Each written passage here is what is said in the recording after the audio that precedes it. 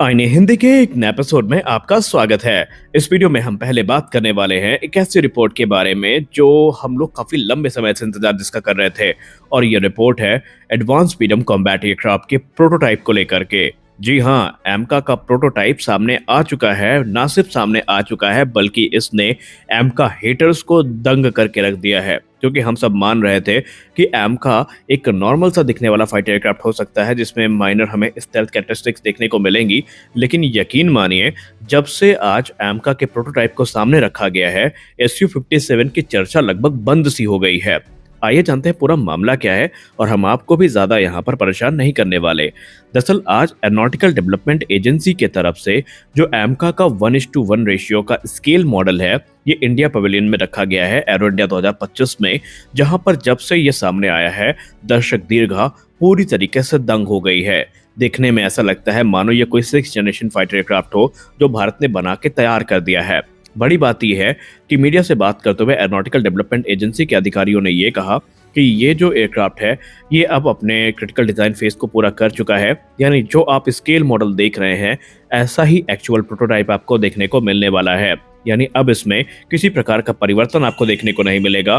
तो आप अब एज्यूम कर सकते हैं कि जो प्रोटोटाइप आपके सामने दिख रहा है, ठीक वैसा ही हमारा एमका भविष्य में उड़ान भरता दिखाई पड़ेगा। उन्होंने कहा कि क्रिटिकल डिजाइन रिव्यू पूरा हो चुका है और अब ये अपने नेक्स्ट फेज में इंटर कर चुका है। उन्होंने कहा कि एडवांस मीडियम कॉम्बैट एयरक्राफ्ट एक FIP 5.5 जनरेशन का एयरक्राफ्ट होने वाला है, जो कि भारत के एरियल कॉम्बैट कैपेबिलिटी को इनहेंस करेगा। उन्होंने फुल स्केल मॉडल को अनवील किया एशिया के लार्जेस्ट एयर शो में, और ये सिर्फ एक कह सकते हैं इनसाइट थी आडा की तरफ से कि एक्चुअल लोग देख सकें कि हमारा एयरक्राफ्ट कैसा दिखेगा।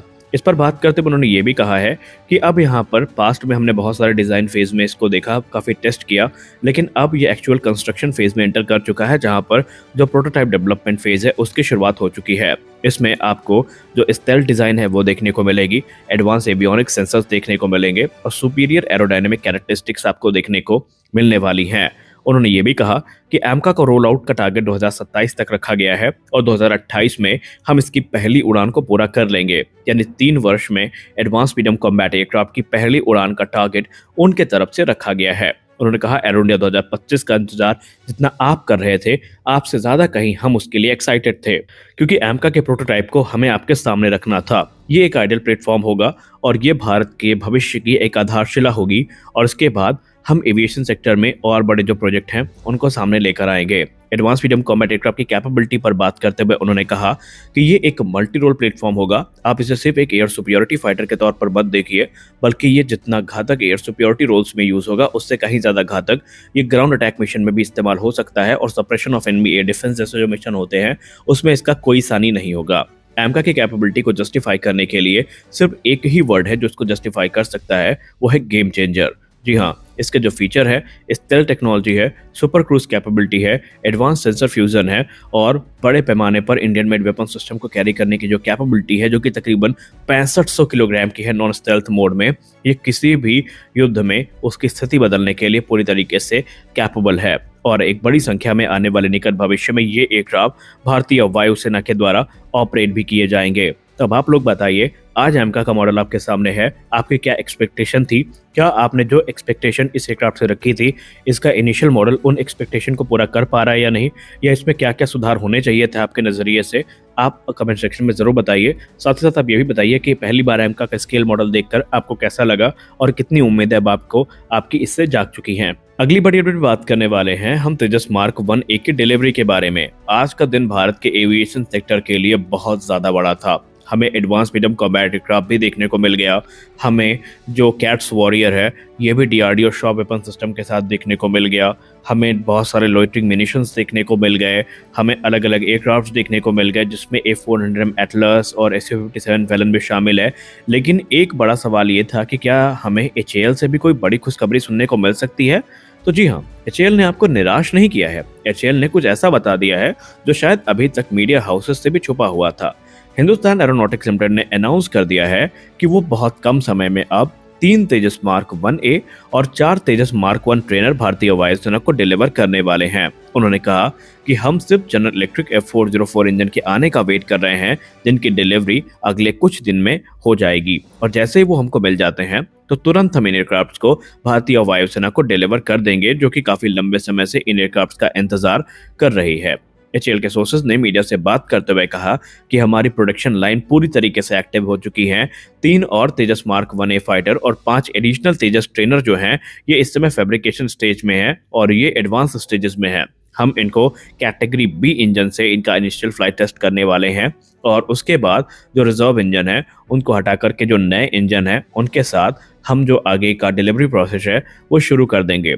उन्होंने कहा कि लोगों के मन में एक भ्रांति है कि इंजन नहीं आ रहे हैं तो टेस्टिंग प्रोग्राम प्रभावित हुआ है। उन्होंने कहा ये दावा पूरे तरीके से निराधार है, क्योंकि हमारे पास ऑलरेडी बड़ी संख्या में रिजर्व इंजन है जिनका इस्तेमाल करके हम फ्लाइट ट्रायल्स को पूरा कर रहे हैं और फ्लाइट ट्रायल्स के पूरा होने का मतलब ये है कि जैसे ही हमारे पास नए इंजन आते हैं तो हम कैटेगरी बी इंजन को उनसे रिप्लेस कर देंगे। उन्होंने कहा कि तेजस मार्क 1A और तेजस ट्रेनर की जो डिलीवरी है काफी लंबे समय से होल्ड पे थी, क्योंकि सप्लाई चेन इश्यूज के चलते हमें जनरल इलेक्ट्रिक से जो इंजन है वो प्राप्त नहीं हो पा रहे थे और कहीं ना कहीं एचएएल भी ये बात मानती है कि ये हमारे लिए एक बहुत बड़ा सेटबैक था। लेकिन उन्होंने कहा कि जो समय बर्बाद हुआ उसकी भरपाई करने के लिए एचएएल ने पहले से ही प्लान कर लिया था।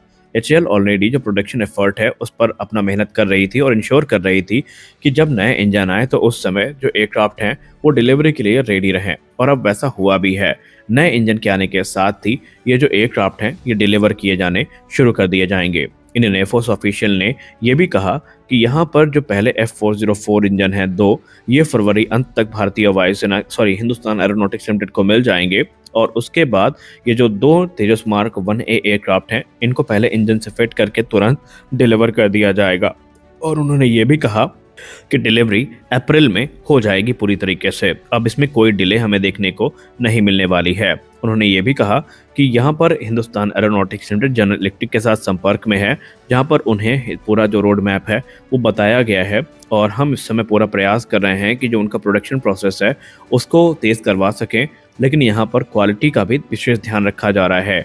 इंजन की जहाँ तक बात रही तो यहाँ पर अब कुछ ही दिन की दूरी पर वो हमसे है और उसके बाद आप ये देखेंगे कि जो इंडिजिनस फाइटर्स हैं ये इंडियन एयरफोर्स की ताकत को लगातार बढ़ाएंगे। उन्होंने कहा कि तेजस मार्क 1A में सिर्फ इंजन ही डिले का कारण नहीं था, भारतीय वायुसेना ने कुछ सॉफ्टवेयर और डिजाइन चेंजेस की डिमांड करी थी जो पूरी हो चुकी हैं और अब ये पहले से ज़्यादा लीथल हो चुके हैं। इसमें आपको better avionics, better radar system और इंक्रीज वेपन कैपेबिलिटी देखने को मिलेगी, जो कि भारतीय वायुसेना के लिए एक क्रूशियल एसेट के तौर पर काम करेंगे। और यही चीज़ आपको मार्क 1 ट्रेनर में भी देखने को मिलेगी, जहां पर पायलट ट्रेनिंग के लिए इनको और ज़्यादा ऑप्टिमाइज किया जा चुका है। तो अब आत्मनिर्भरता की असली शक्ति आपको देखने को मिलने वाली है। तो आज की इन 2 रिपोर्ट से आप कितना खुश हैं? क्या आपको भी लगता है कि एचएएल अब अपने वादे को पूरा कर पाएगी? आप अपनी राय कमेंट सेक्शन में जरूर दीजिए। तो मिलते हैं अगले वीडियो में कुछ और अपडेट्स के साथ। तब तक के लिए जय हिंद।